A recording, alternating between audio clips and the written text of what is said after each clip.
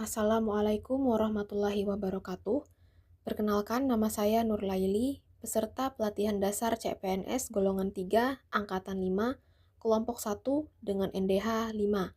Pada agenda ini, saya akan memaparkan tugas agenda 1 dengan topik analisis isu efektivitas kinerja berdasarkan tupoksi. Saat ini, saya bertugas di unit kerja Inspektorat Kabupaten Barito Kuala sebagai auditor ahli pertama. Inspektorat Kabupaten memiliki tugas pokok melakukan pembinaan dan pengawasan terhadap pelaksanaan urusan pemerintahan yang menjadi kewenangan daerah dan tugas pembantuan oleh perangkat daerah. Secara lebih rinci, tugas Inspektorat Kabupaten mencakup pengawasan terhadap pelaksanaan kebijakan, program, dan anggaran di berbagai unit kerja pemerintah daerah, serta memastikan kepatuhan terhadap peraturan perundang-undangan.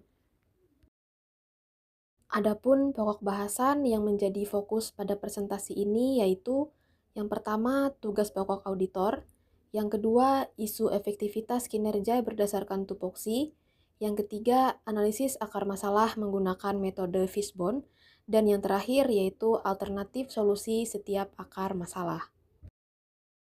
Masuk pada pokok bahasan yang pertama yaitu tugas auditor.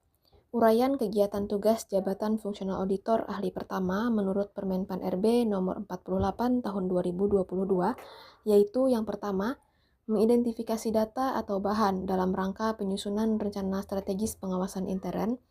Yang kedua, mengidentifikasi data atau informasi dalam penugasan pemberian keyakinan atau assurance. Yang ketiga, mendampingi atau memberikan keterangan ahli dalam proses penyidikan dan atau peradilan kasus hasil pengawasan dengan kompleksitas rendah. Yang keempat, mengumpulkan dan mengidentifikasi data atau informasi dalam rangka penelaahan atas pengaduan masyarakat, permintaan aparat penegak hukum, atau kegiatan penelaahan pengawasan lainnya. Yang kelima, mengumpulkan dan mengklasifikasikan data tindak lanjut hasil pengawasan intern. Yang keenam, melaksanakan penugasan konsultasi terkait pengawasan intern. Yang ketujuh, mengumpulkan dan mengidentifikasi data atau bahan dalam rangka evaluasi hasil pengawasan intern. Selanjutnya, analisis isu. Ada beberapa isu utama yang terdapat di tempat kerja saya, yaitu yang pertama, belum optimalnya sumber daya dan meningkatnya beban kerja. Unit kerja inspektorat seringkali memiliki keterbatasan sumber daya, salah satunya dari segi jumlah personil. Hal ini dapat menyebabkan beban kerja yang tinggi, jadwal audit yang padat, dan kurangnya waktu untuk menganalisis secara mendalam. Yang kedua, belum optimalnya pemanfaatan teknologi informasi. Terkadang, auditor menghadapi kesulitan dalam memperoleh data yang lengkap, valid, dan tepat waktu. Ini salah satunya disebabkan oleh sistem pencatatan yang belum terintegrasi. Yang ketiga, tantangan adaptasi terhadap budaya kerja dan prosedur baku. Sebagai auditor ahli pertama, sangat diperlukan kemampuan beradaptasi dengan cepat terhadap standar operasional prosedur atau SOP audit yang berlaku, sistem pelaporan, serta dinamika tim di inspektorat.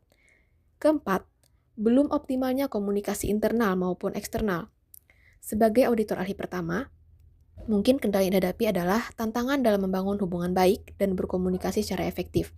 Adanya resistensi dari pihak yang diaudit, perbedaan interpretasi regulasi, atau bahkan tekanan politik dapat menghambat proses audit. Yang kelima, kompleksitas permasalahan dan regulasi yang berubah.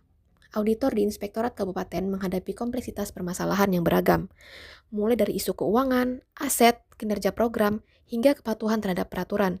Selain itu, regulasi yang dinamis menuntut auditor untuk selalu up-to-date dan mampu menginterpretasikan aturan dengan benar.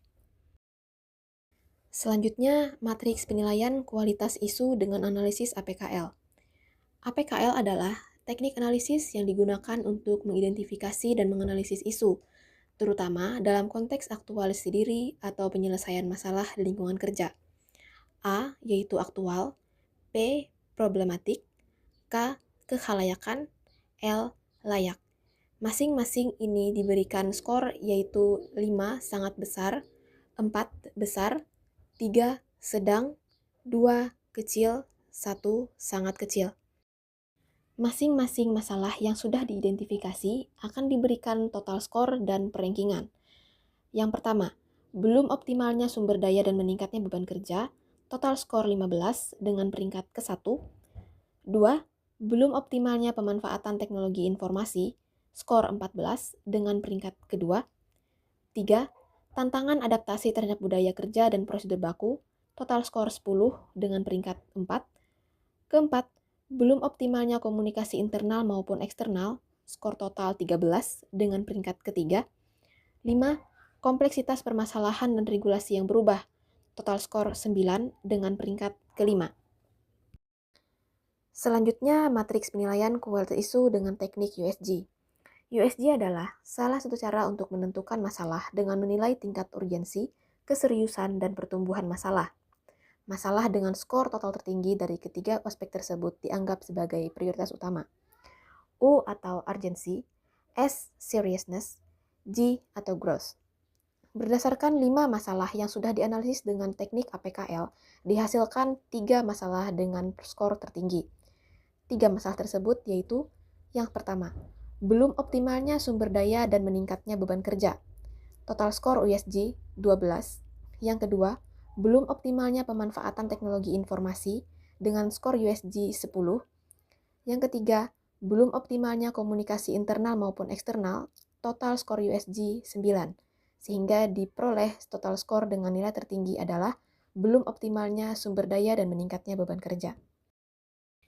Selanjutnya, analisis akar masalah menggunakan metode Fishbone. Telah ditemukan permasalahan utama yaitu belum optimalnya sumber daya dan meningkatnya beban kerja. Adapun akar masalah dari permasalahan ini yaitu yang pertama manusia, kurangnya personil dan kompetensi sumber daya manusia. Yang kedua, teknologi, pemanfaatan teknologi dalam pengelolaan data yang belum maksimal. Yang ketiga, interaksi, kurangnya komunikasi anggota tim. Yang keempat, metode, yaitu penerapan SOP pengelolaan data audit yang belum maksimal. Yang kelima, manajemen, berkenaan dengan pengaturan waktu penugasan yang kadang sangat sempit. Yang keenam, sumber data, berkenaan dengan dokumen audit yang kurang lengkap dan kurang relevan. Kemudian yang terakhir, alternatif solusi. Atas permasalahan-permasalahan yang telah diidentifikasi, dapat dilakukan beberapa solusi untuk perbaikan.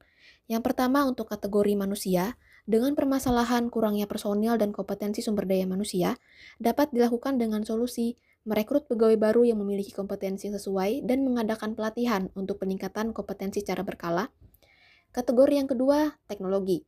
Dengan permasalahan pemanfaatan teknologi dalam pengelolaan data yang belum maksimal, dapat dilakukan solusi secara bertahap memberlakukan sistem digitalisasi untuk keperluan pengumpulan dokumen atau data. Kategori yang ketiga, interaksi. Dengan permasalahan kurangnya komunikasi anggota tim, dapat dilakukan dengan solusi mengadakan rapat rutin untuk membahas progres, kendala, dan kemajuan proses yang sedang dikerjakan oleh tim. Kategori yang keempat, metode. Dengan permasalahan penerapan SOP pengelolaan data audit yang belum maksimal, dapat dilakukan solusi dengan menerapkan SOP yang ada dengan pengawasan dan sosialisasi kepada pegawai sehingga lebih terkoordinir. Untuk kategori manajemen, dengan permasalahan pengaturan waktu penugasan yang kadang sangat sempit, dapat dilakukan solusi mempertimbangkan range waktu penugasan agar lebih menyesuaikan dengan kompleksitas tugas yang diberikan. Kemudian untuk kategori yang terakhir, sumber data. Dengan permasalahan dokumen audit yang kurang lengkap dan kurang relevan, dapat diterapkan solusi membuat database khusus untuk keperluan pengumpulan data yang dapat diakses oleh pihak-pihak yang berkepentingan. Demikian hasil analisis yang dapat saya paparkan mengenai analisis isu efektivitas kinerja berdasarkan tupoksi saya sebagai auditor ahli pertama di Inspektorat Kabupaten Barito Kuala. Sekian saya ucapkan terima kasih. Wassalamualaikum warahmatullahi wabarakatuh.